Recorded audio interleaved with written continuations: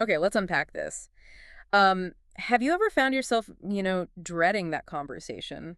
The one where you need to give someone feedback at work? Oh, absolutely. Or been on the receiving end, maybe. Exactly. And wished the whole thing felt less like, I don't know, a judgment and more like actual support? Yeah, genuine support for your growth. It happens all the time. We've all been there, right? It's such a make or break moment sometimes for relationships, for performance. Definitely. So today, we're taking a deep dive. We're looking into the art of delivering a really effective professional performance review, Hmm. especially when you need to sound clear, confident, and, well, professional in English. Right. Getting that tone just right. Our mission for you, really, is to unlock the secrets. How do you turn what can feel pretty awkward It often does. into a genuinely constructive dialogue? We want to equip you with the specific language, the diplomatic techniques you need, so you can navigate these crucial conversations with, confidence. And what's really interesting here, I think, is where our insights are coming from. Okay, they're directly from the trenches, so to speak. We're using excerpts from an actual corporate English dialogue. Oh, cool. So, like a real example. Exactly. A realistic performance review between a manager, Rachel, and a software developer, Tom. So this isn't just theory. Right. We're actually analyzing their exchanges to pull out those aha moments. Hmm. The business English phrases, the evaluation language. And those softening techniques. Yes, those crucial softening techniques that actually work in practice. We see them in action. Okay, so you'll get a clear step-by-step roadmap then. How to structure a review. Starting positive. Yeah, setting the tone. Highlighting specific achievements, then skillfully delivering that constructive criticism using diplomatic language. That tricky part. Yeah. And finally, setting some impactful future goals. We'll break down phrases like, you've really excelled at. Or one area we might want to focus on is. Things like that. Exactly. We'll look at the psychology too, like why certain words land better. So this deep dive, it's perfect for anyone looking to, elevate their business communication. Build a confidence in professional settings. Make every word count in your next review. Okay, so let's dive into that dialogue then between Rachel and Tom. Let's do it. The very first thing Rachel does, she's the manager. She sets this really important positive tone. Right at the start. She opens by saying, "Thanks for joining, Tom. This is just a chance to reflect on the last quarter and set some goals moving forward." What does that opening immediately signal to Tom? Beyond just being polite, I mean. Well, it's powerful, isn't it? It immediately frames it as collaborative, a shared discussion. Oh, okay. Not an interrogation. Exactly. It's forward-looking. It's about their shared journey, not just her assessing him. That subtle shift from I'm assessing you to let's reflect together. Mm, It's foundational for building trust right away. absolutely. And then, moving into the core of the review, Rachel highlights Tom's strengths first, his achievements. Mm-hmm. Which is a critical step. Build that positive foundation before you get into, well, areas for development. Yeah. And she points out specific things like, you've consistently met your deadlines and your code reviews have been thorough. And well documented. She even notes client feedback. Clients mentioned your helpful attitude. That specificity must be key, right? It's not just good job. It is key, absolutely. Providing those tangible examples makes the praise believable, impactful. And the source dialogue gives us some really good vocabulary for this phase. Like what? Well, you can say things like, you've really excelled at, or maybe, it's clear that you're strong in. Okay. Another good one is, a standout achievement this quarter was. Or something like, your attention to detail really shows. Right. Those phrases make the positive feedback really concrete, memorable. Exactly. And crucially, they kind of pave the way for what might come next. Okay. Now for the part that, many managers find a bit tricky, constructive feedback. The challenging bit. Yeah. Rachel handles it, I thought, brilliantly.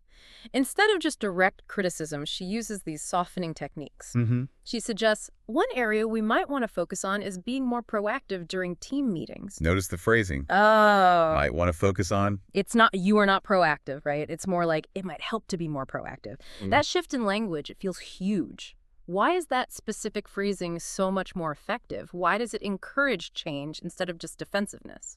That's a great question. And this is where, the psychology really comes in. When we use what's sometimes called hedging language, words like might, perhaps, could use some improvement or it seems like, Okay. we're basically inviting collaboration. We're not delivering an ultimatum. Right. It's less confrontational. Exactly. The source highlights this technique and also the sandwich method, which you sometimes hear about. Ah, yes, the sandwich method. Positive, negative, positive. Right.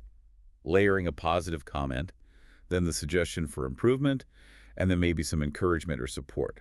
The goal isn't just politeness, though. Yeah. No, it's about making sure the message is actually received constructively. You want engagement, not an emotional shutdown.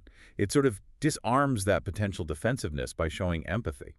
Okay, I see your point about the sandwich method, but, some people argue it can dilute the feedback or maybe feel a bit inauthentic. That's a really valid concern, and Yeah. it's a nuance we should definitely touch on. Yeah, because our audience might be wary of communication that feels too soft, right? Absolutely.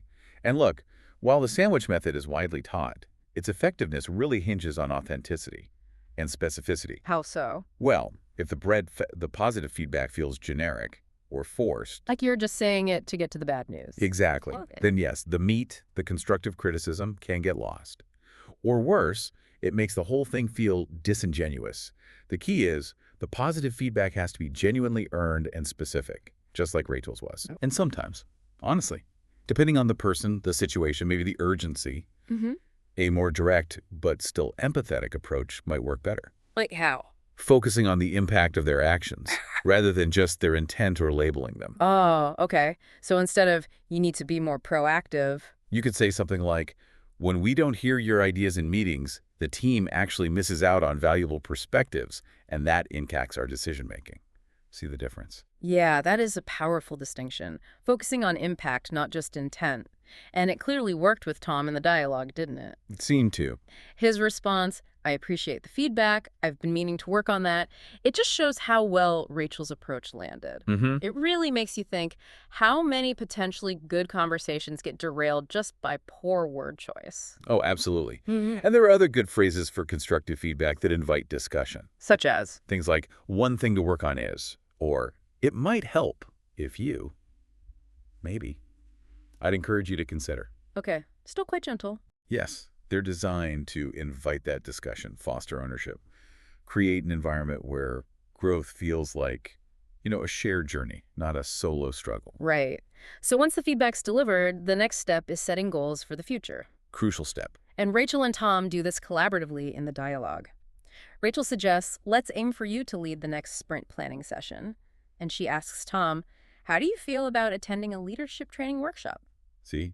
Asking, not telling. It immediately turns those potential weaknesses into actionable development opportunities.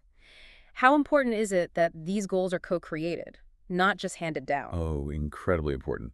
Co-creation really fosters commitment, doesn't it? Makes sense. When employees have a hand in shaping their own goals, they're just far more invested in actually achieving them. Right. And this stage often uses modal verbs, for planning and suggestion. Think about phrases like, you might consider, or we could set a goal to. Okay. To encourage specific action, you could say, it would be great to see you take on, or you could take the lead on, or even just a good next step might be. These phrases help keep it forward-looking, keep the employee feeling empowered. Okay.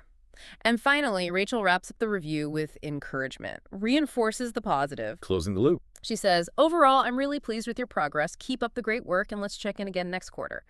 And Tom's response, thanks, Rachel. This has been really helpful.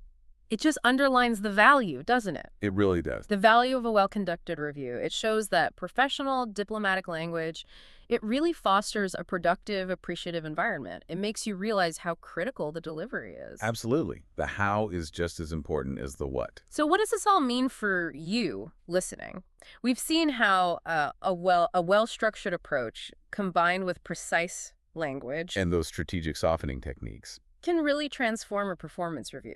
You now have a solid toolkit, hopefully, of specific phrases, from praising, like your attention to detail really shows, to gently suggesting areas like there's some room for improvement in, and setting clear goals like let's aim to. And if we connect this to the bigger picture for a second, mastering the language of workplace evaluations, it isn't just about being formal or polite. Right. It's more than that. It's about clarity. It's about motivation, fostering actual growth.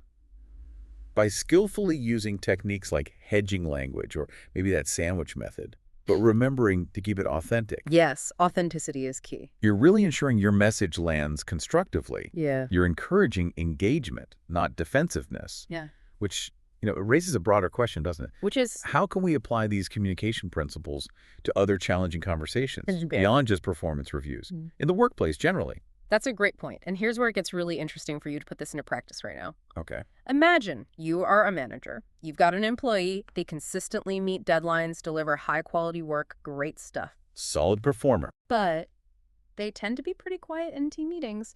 Could probably benefit from being a bit more proactive in discussions. Okay, common scenario. So using the structure and the softening techniques we've explored today, positive opening, constructive feedback, goal setting, remembering that emphasis on impact. Right. How would you phrase your mini review for them? Just quickly. What specific positive feedback would you give? What constructive suggestion using a softener? And what future goal might you offer? Good exercise. Take a moment right now, just mentally draft that mini review. Use some of the phrases we've unpacked, because the more you practice these, nuanced ways of communicating, The more natural they become. exactly, the more natural and impactful your professional interactions will become. We're really excited for you to apply these insights, Yeah, give it a try. and we look forward to our next deep dive with you.